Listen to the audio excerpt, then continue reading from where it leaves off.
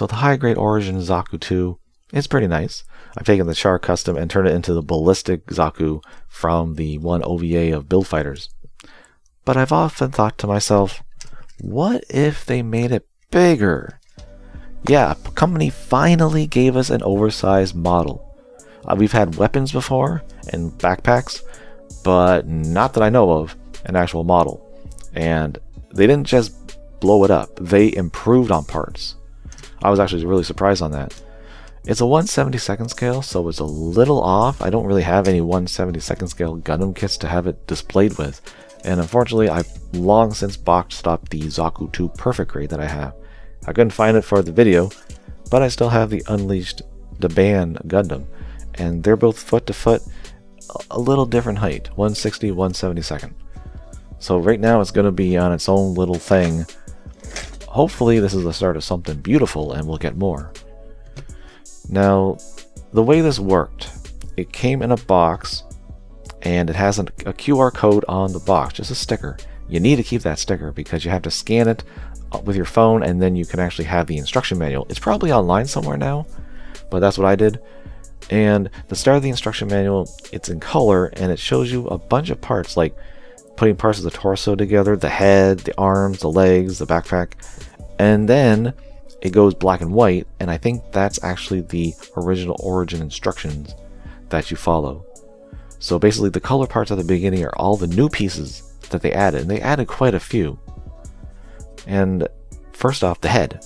I'll just go with the head because the head has a couple different pieces. First off, clear mono eyepiece. It's on a sticker.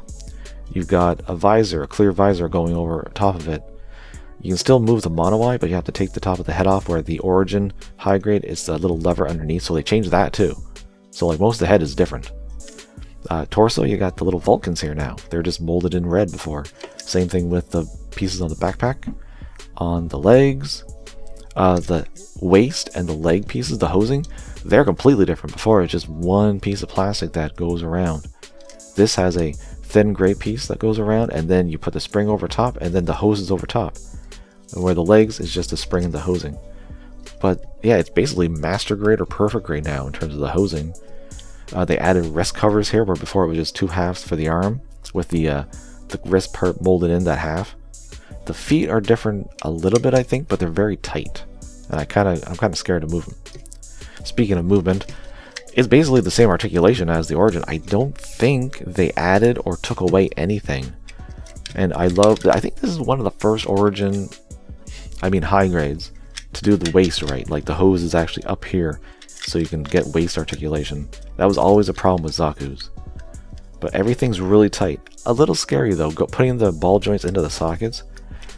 It's scary, and they're not going anywhere. Like, this is a very tight model. Sometimes a little too tight. At least feeling. I've never had anything crack or break or even sound like it's gonna break. It is very sturdy. Very sturdy. And before I forget, I want to mention little thrusters on the back. Now, those are not from the original. I didn't even see them in the instructions. I might have missed it, but they fit perfectly in here. It's basically filling in the gap left over, because this backpack is from, I think, the Origin Char Zaku 1, which had an ammo attachment that would feed into the machine gun, and it doesn't have it here. So while Bandai left it empty, this company, I don't even know who did this model, because it's just like initials. Maybe someone else knows, but yeah, they actually give you thrusters. Now, it would have been nice if there was some flaps or something like around them, but it's a little thing to fill in those spots. I kind of appreciate that. And weaponry wise, no machine gun. I know, it's weird, but I don't think this version had a machine gun. It does, however, you get two Heat Hawks. And just like every other Heat Hawk in the universe, they just don't fit very well in the hand. But if you keep the clip to mount it, you can kind of hold it up that way. Speaking of mounting, you can put it onto the side or onto the back. They fit fine. And you also have a bazooka, very big bazooka. They did modify the weapons somewhat. The Heat Hawk, actually the tip, this piece here, that's new. And these ones, they have clear sensors. Still have the same kind of movable pieces as the high grade. And extra really secure clips. ammo clips. You do get 4 because it's 2 on a plate, but you can put just 2 on the shield, which is another thing that's extremely tight. I was really worried I was going to break the pegs off before I could take these off for the video, but they're fine for now. And you only get 1 holding hand, even though you have a peg on either side, but thankfully you can mount it on the back for storage, and that clip is not going anywhere. I can't get it out. I guess that's okay. Mounts fine. Pretty solid. And the final weapon you get is the I think it's anti-ship rifle, which also has the little pink in the scope. It's just like hollow plastic, but it's kind of heavy, and the fact that it's got kind of long, it does have a little bit of a weight thing, and the hands are actually the loosest parts on the kit, and that's not bad. They're not floppy, they don't fall out. It's just compared to everything else, they're kind of loose, but you can hear them here.